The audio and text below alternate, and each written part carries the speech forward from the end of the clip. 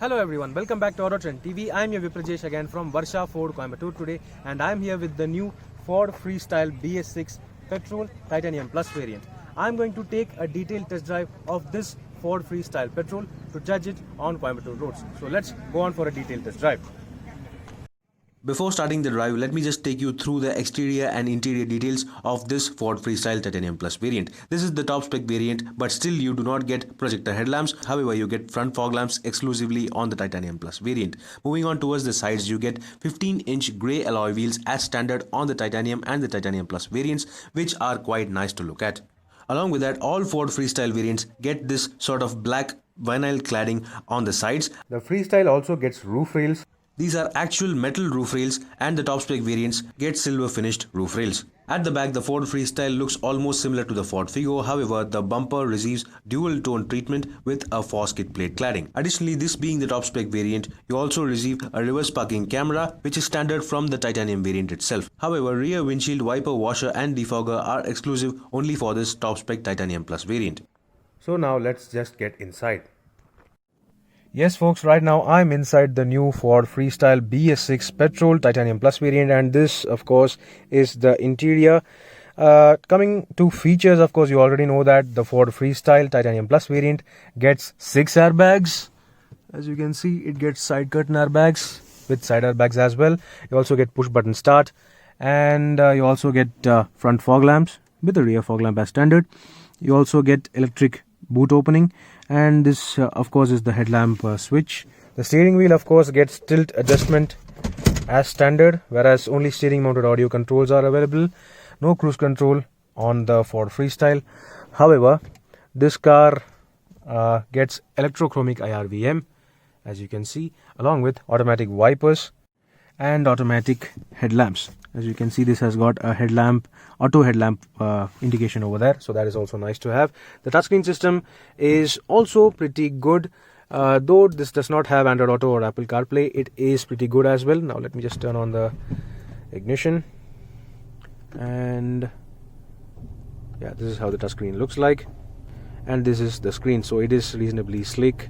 It has just a bit of lag, but still it is reasonably slick. So this is how the navigation screen looks like. It is reasonably precise. Now coming to the climate control, of course the aircon is amazing on this car. Automatic climate control, however, is available only on the Titanium Plus variant, as you already know. But still, if you have the Titanium Plus variant, the climate control is amazing. It is literally bone chilling. It is that good. The gear lever is a 5-speed manual transmission. There is no automatic option on the Ford Figo, Freestyle and Aspire for now. Automatics will be launched really very soon. Now you get a 12-volt charging socket, a USB aux port over there, and this car also gets traction control along with hill launch assist and electronic stability control as standard on the Titanium and the Titanium Plus variants, along with 6 airbags. So that is very very good.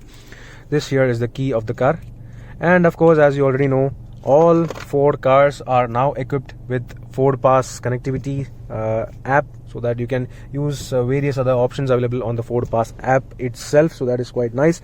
This being the top spec variant, you also get a height adjustable driver's seat, which is quite good in terms of travel range and all. So that is nice. And of course, the driver window also gets one touch up and one touch down functions. And yes, the ORVMs are also auto folding in function. So that was all about the features at the front. Now let's quickly get to the back seat. Yes folks, I'm in the back seat of the Ford Freestyle Titanium Plus, and this is how the dashboard looks like. It provides decent amount of features. However, the overall space is quite exactly similar to the Ford Figo. That means it is just about adequate. However, it does not provide a center armrest unlike any premium hatchback, and it also does not have rear AC vents, which is totally fine because the AC itself is bone chilling. It is awesome.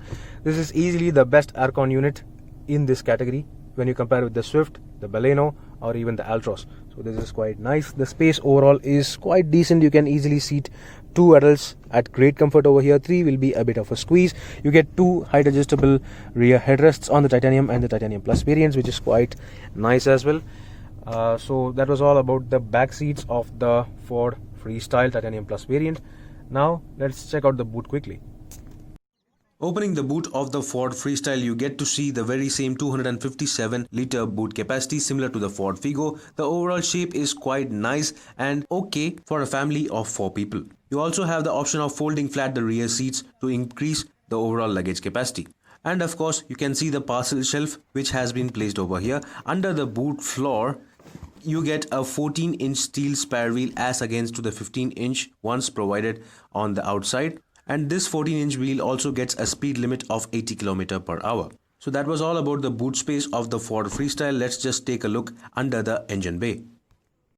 Under the bonnet of the Ford Freestyle BS6, you get to see the very familiar 1.2-liter 3-cylinder Dragon Series non-turbocharged petrol engine, which produces 96 PS of maximum power and a torque output of 119 Nm through a 5-speed manual transmission only for now. This is a surprisingly well-tuned, well-refined engine and claims to return 18.5 km to the liter. Now let's get on the road. Yes, folks, right now I'm inside the new Ford Freestyle BS6 Titanium Plus petrol top spec variant, and I'm going to start the engine. First, let's just judge the NVH.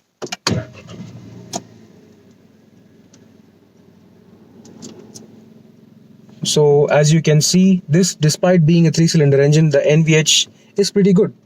There is very minimum vibration and bare minimum noise levels, so it is really well tuned in terms of refinement. And of course, at light speeds, the steering wheel is reasonably light as well, so it is good. Let's just start moving right now.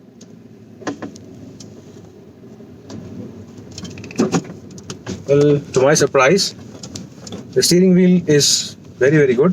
The ride quality is also pretty good at very low speeds. As you can see, I'm driving in sort of backside roads, I mean just behind the main road, so it is not actually the main road, and the roads are pretty rough, but still the ride quality is very good. No sort of shocks are transferred to your spine. That is really good and commendable. And once you start revving, you won't feel that this is a 3-cylinder engine, especially that this is definitely not feeling as a 1.2-liter engine. It feels much more powerful than that, because as you can see, the figures claimed, the claim figure is 96 PS, so you can feel the 96 PS. It is definitely not weak, and it responds immediately. There is a strong mid-range pull. This is not a turbocharged engine, but still it pulls rather very well.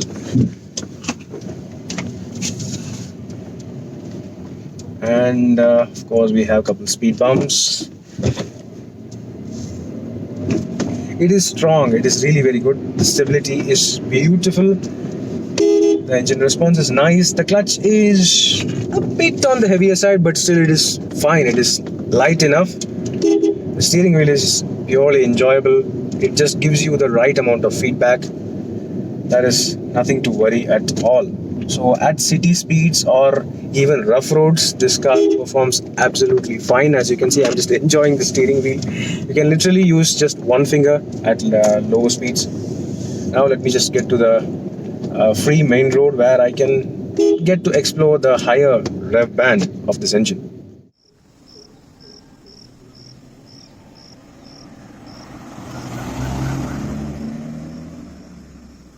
Yes, folks, as you can see, I am right now standing on the main road, and let me just try acceleration.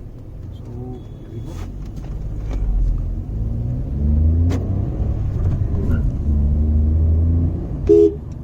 It is pretty strong, very strong. Yeah, you can thoroughly enjoy driving this car despite being a 1.2-liter 3-cylinder Dragon Series engine. And oh yeah, well, just beyond that, say 3,500 RPM, it has a little bit of a flat spot, say around 80. After reaching 80 in in fourth gear, it does not pull past that, or it just pulls. It's not that strong. But the mid-range is where it's absolutely strong. As you can see, if you cross 1,800 RPM or 2,000 RPM, beyond that it just pulls strong, hard and punchy. It is just a very enjoyable engine. on highways too, this engine can perform exceptionally well. You will thoroughly enjoy driving this car despite not being a diesel. Of course, the Figo diesel, the very same engine which is also available in the Freestyle, that engine is also amazing, but this petrol engine is no less than that. It is also greatly enjoyable. Of course, easily better in terms of drive feel than say a Baleno, or what else is there, the Swift, and even of course the Altroz. Of course, the Altroz has a good engine, but it just is a bit weak in the mid-range. So now I am stuck in traffic, so let's just catch up when I get to a free road. So yes folks, I am driving on sort of a free stretch, and let's see how this engine pulls. Pretty strong, I would say. Very strong. Nice. There is a strong solid pull, and we are back into traffic. So in city, basically this is all we can try driving for a free stretch. But overall, this engine, I really like this. Really like this. It is surprising that more people aren't buying this car with this petrol engine. But if you are in the market for a small, compact, sort of jacked up hatchback, this is the car for you, especially with this petrol engine, because diesels, I mean, of course, the diesel is really very good, but I don't think people will be considering diesels anymore. I mean, not that much, because of course the costs of petrol and diesel fuels are almost the same now.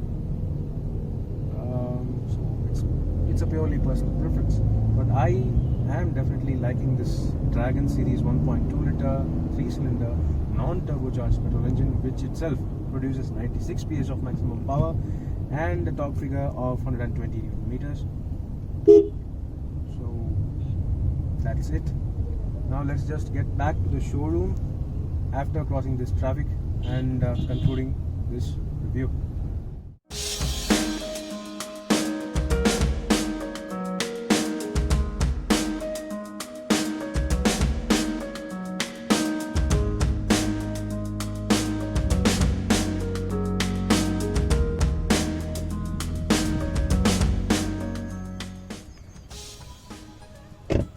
So that was a detailed quick drive review of the Ford Freestyle Titanium Plus Petrol BS6 variant. I think that despite its average design, it is a very potent car with good engine and good amount of features as well. So the pricing is on the screen for you to check out the Ford Freestyle. Do let me know in the comment section below what do you think about the Ford Freestyle BS6 Petrol. Meanwhile, this is Rajesh signing off. See you on another video. Thank you for watching.